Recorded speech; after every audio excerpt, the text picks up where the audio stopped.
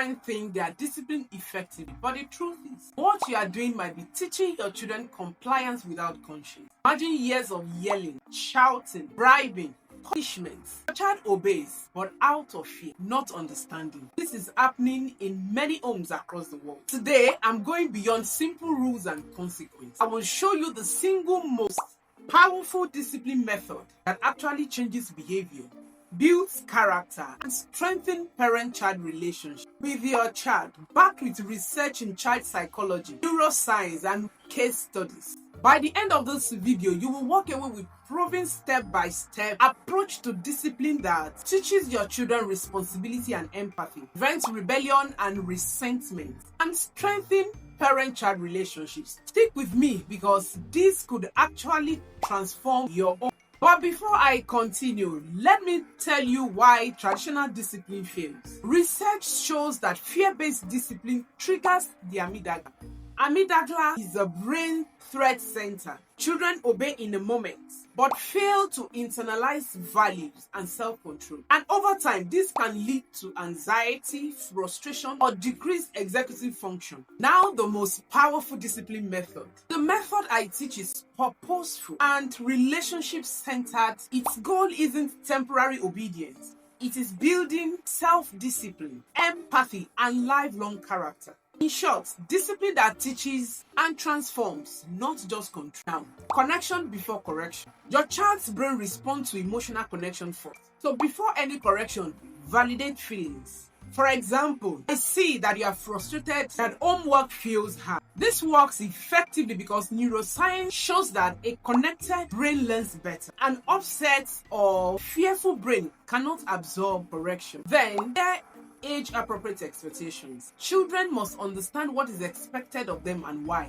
Avoid vague statements like, I expect your room to be tidy by bedtime so that you can find things and have calm morning. This aligns with Piaget's theory of cognitive development because clarity fosters understanding at each age. And consistent and calm response.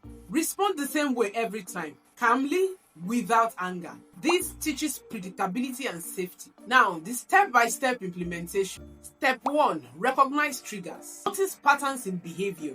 Hunger, fatigue, overstimulation, or sibling rivalry often spark misbehavior.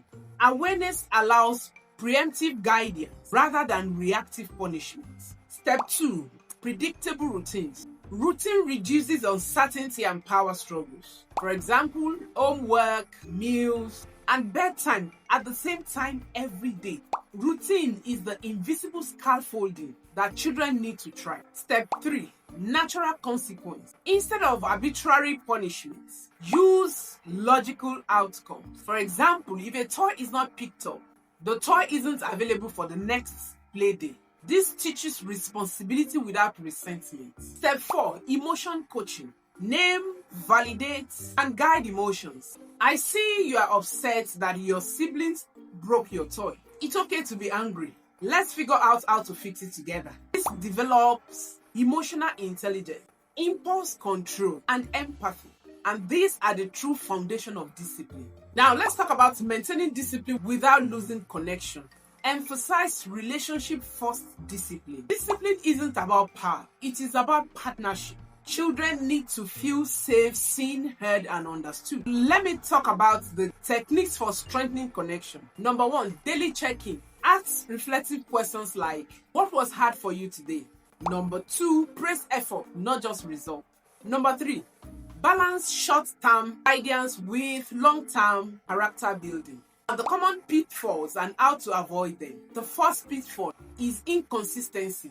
Changing rules daily confuses children and triggers testing behavior.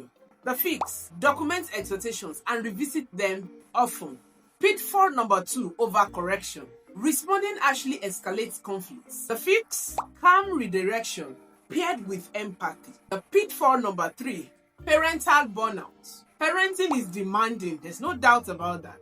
Without self-care, calmness falters. And what happens?